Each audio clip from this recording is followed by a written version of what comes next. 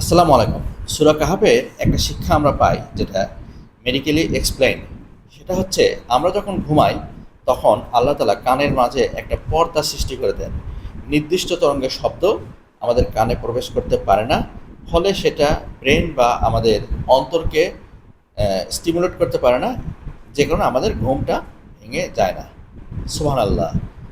কি একটা পর্দা যেটা দেখা যায় না অথচ আল্লাহ কানের ওপরে দিয়ে দেন, ফলে আমরা সাইলেন্ট ঘুমাতে পারি। এই সূরা কাহাফেই আল্লাহ আরেকটা পর্দার কথা বলেছেন অবিশ্বাসীদের জন্য। অর্থাৎ যারা আল্লাহকে বিশ্বাস করে না, যারা আল্লাহর বিধিবিধানকে বিশ্বাস করে না, যারা আল্লাহর প্রেরিত রাসূল সাল্লাল্লাহু আলাইহি সাল্লামকে বিশ্বাস করে না, তাদের জন্য আল্লাহ বিশেষ একটা পর্দার কথা এই সূরাতে বর্ণনা করেছেন। সেটা হচ্ছে যে তারা কানে সব শোনে, তারা আল্লাহর বাণী শোনে, তারা আল্লাহর প্রেরিত রাসূল সাল্লাল্লাহু আলাইহি সাল্লামের বাণী শোনে, তারা আল্লাহর বিধিবিধান সম্পর্কিত সকল আদেশ নিষেধ শোনে, কিন্তু শোনাটা শুধু তার কান পর্যন্ত থাকে। কান থেকে সেটা অন্তরে বা তার ব্রেনে পৌঁছায় না। ফলে কি হয়, অন্তরে বা ব্রেনে এই বাণীগুলো না পৌঁছানোর কারণে তারা কানে শুনলেও সেটা দিয়ে তারা নিজেকে পরিবর্তন করতে পারে না।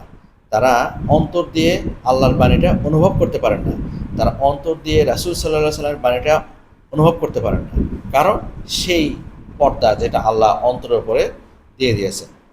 ফলে তারা অবিশ্বাসী হয়ে যায়, তারা কাফির হয়ে যায়, তারা আল্লাহর প্রতি অস্বীকারী হয়ে যায়, তারা আল্লাহকে কোনোভাবেই তারা মানে না। অর্থাৎ তারা নিজেকে নাস্তিক বা কাফির হিসেবে প্রতিষ্ঠিত করে। আশ্চর্যের বিষয় হচ্ছে যে আমরা যারা বিশ্বাস করি আল্লাহকে, আল্লাহ তাআলা দয়া করে আমাদের অন্তরে এই পর্দাটা দেন নাই। ফলে কি হয়, আমরা যেটা শুনি, আল্লাহর বাণী যেটা শুনি, আমরা আল্লাহর রাসূল সাল্লাল্লাহু আলাইহি সাল্লামের বাণী যেটা শুনি, সেটা কানে প্রবেশ করে আমাদের অন্তরকে স্টিমুলেট করে, আমাদের ব্রেনকে স্টিমুলেট করে। ফলে আমরা আল্লাহর প্রতি কৃতজ্ঞ হই এবং আল্লাহকে বিশ্বাস করি, তার বাণীকে বিশ্বাস করি, তার প্রেরিত কোরআনকে বিশ্বাস করি, তার প্রেরিত রাসূল সাল্লাল্লাহু আলাইহি সাল্লামকে বিশ্বাস করি। এখানেই হচ্ছে অবিশ্বাসী এবং বিশ্বাসীদের মধ্যে পার্থক্য। এখানে হচ্ছে বিশ্বাসীদের জন্য সৌভাগ্য যে আল্লাহ তাআলা তাদের অন্তরে এই পর্দাটা দেন নাই, যেটা অবিশ্বাসীদের অন্তরে দিয়েছে। ফলে অবিশ্বাসীরা কানে শুনলেও সেই আল্লাহর বাণী, আল্লাহর মর্মার্থ অন্তর দিয়ে অনুধাবন করতে পারে না এবং নিজেকে অবিশ্বাসী বা কাফির হিসেবে সমাজে প্রতিষ্ঠিত করে রাখে। আসুন আমরা এখান থেকে শিক্ষা নিই এবং বাস্তবায়ন করি নিজেদের জীবনে।